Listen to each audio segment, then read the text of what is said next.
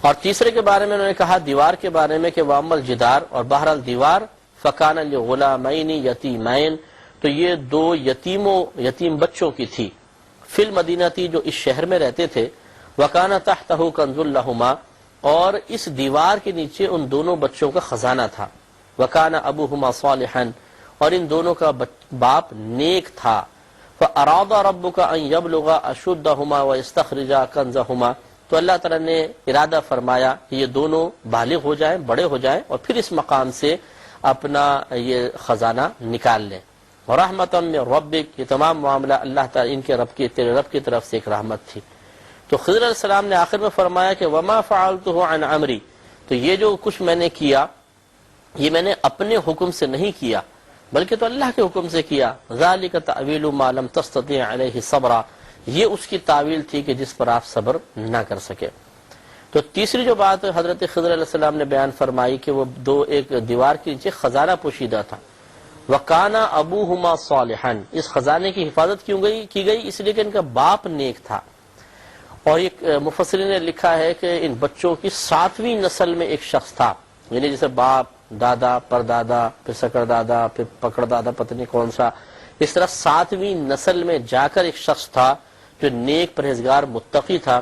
اللہ تعالیٰ نے اس نیک شخص کی نیکی کی برکت سے ان بچوں کے لیے حفاظت کا سامان فرمایا۔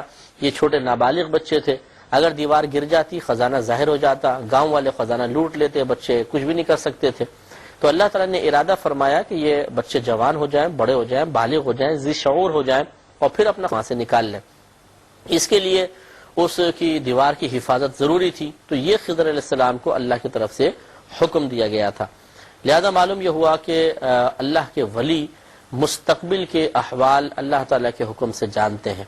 لیکن یہ بات یاد رکھیے گا کہ اس واقعے کو بنیاد بنا کر آج کل کا کوئی پیر، کوئی ولایت کا دعویٰ کرنے والا ایسا نہیں کر سکتا کہ کسی کو قتل کر دے، اور جب اس کی گرفت کریں تو بولے کہ مجھے اللہ نے الہام فرمایا تھا کہ قتل کر دو۔ دیکھو خضر علیہ السلام نے نہیں قتل کیا تھا بچے کو۔ یہی وجہ ہے کہ بعض علماء نے اسی کو دلیل بنایا کہ صرف نبی کا الہام اتنے بڑے کام کے لیے حجت ہو سکتا ہے، کیونکہ وہ بالکل معصوم عن الخطا ہوتے ہیں، ان کا قلب پاکیزہ ہوتا ہے، تو یہ ولی یہ کام نہیں کر سکتا ہے۔ اس کو دلیل بنایا بعض بزرگان دین نے، کیونکہ ولی کو جو دل میں خیال آئے گا وہ اس خیال کو حجت بنا کر، اسے شرعی دلیل بنا کر یہ اس قسم کے کام نہیں کر سکتا ہے۔ لیکن بہرحال ہم پہلے آپ کو کہا کہ ہم صرف اس کو ایک کرامت کے طور پہ دیکھ رہے ہیں کہ اللہ تبارک و تعالی نے آپ سے اس کام کو لیا، آپ کی نبوت میں چونکہ اختلاف ہے، ولایت میں اختلاف نہیں، اس اعتبار سے صرف کرامت میں لے رہے ہیں۔ ابھی اس مسئلے پر بحث کرنا ہمارا مقصد نہیں ہے کہ آپ نبی ہیں یا نہیں، یہ دلیل نبوت کی بنتی ہے یا ولایت کے لیے اس کو پیش کرنا چاہیے کہ نہیں کرنا چاہیے۔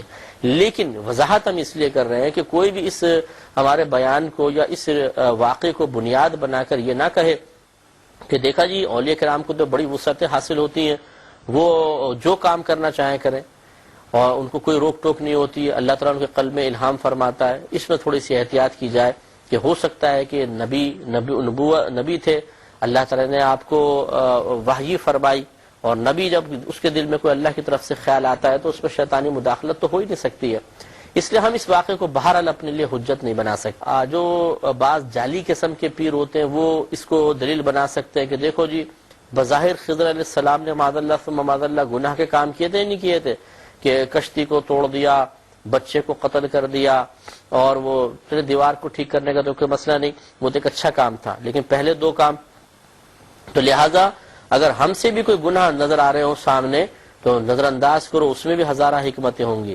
بالکل غلط۔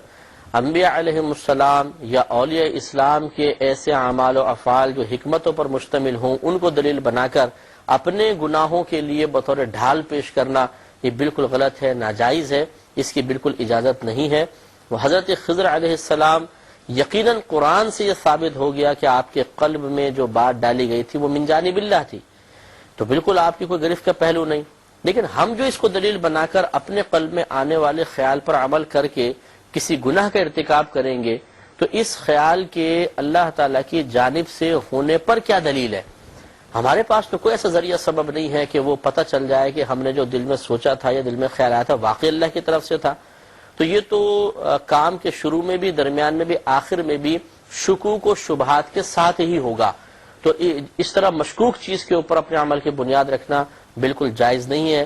لہٰذا یہ بھی یاد رکھیں کہ کوئی بھی مطلب اپنا ولی ہونے کا دعویٰ کرنے والا، کوئی اپنے پیر ہونے کا دعویٰ کرنے والا اپنے معاذ اللہ کسی گناہ کے اوپر اس واقعے کو دلیل نہیں بنا سکتا ہے.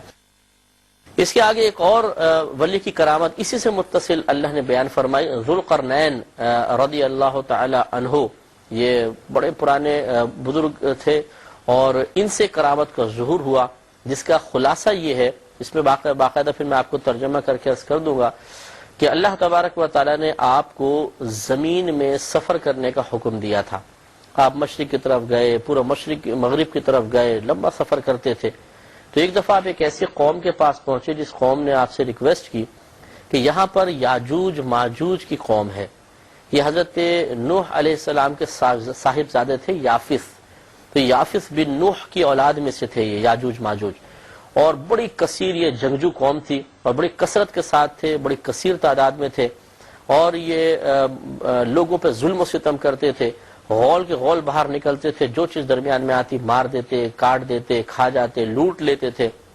تو ان لوگوں نے ریکویسٹ کی حضرت سکندر ذوالقرنین سے کہ آپ ایسا کریں کہ دو پہاڑوں کے پیچھے سے آتے ہیں، ان دونوں پہاڑوں کے بیچ میں اگر آپ ایک بڑی دیوار قائم کر دیں تو پھر یہ اس دیوار کو پھلانگ کر نہیں آ سکیں گے. تو اب آپ غور کریے، تو میں ہاتھ کے اشارے سے آپ کو بتا رہا ہوں، ایسا تو نہیں کہ پہاڑ اتنے قریب قریب ہو، ایک پہاڑ وہ سامنے، ایک پہاڑ وہ بیچ میں، بڑی چوڑی وادی، اور پھر اس طرح کتنا لمبا ایریا ہوگا. تو حضرت ذوالقرنین نے فرمایا کہ ٹھیک ہے، تم سب سے پہلے لوہے کے ٹکڑے لے کر آؤ. وہ لوہے کے ٹکڑے لے کر آئے. اب کتنے کثیر ٹکڑے لے کر آئے ہوں گے، انہیں اس طرح اوپر نیچے رکھا گیا، دونوں طرف دیوار کھڑی کر دی گئی.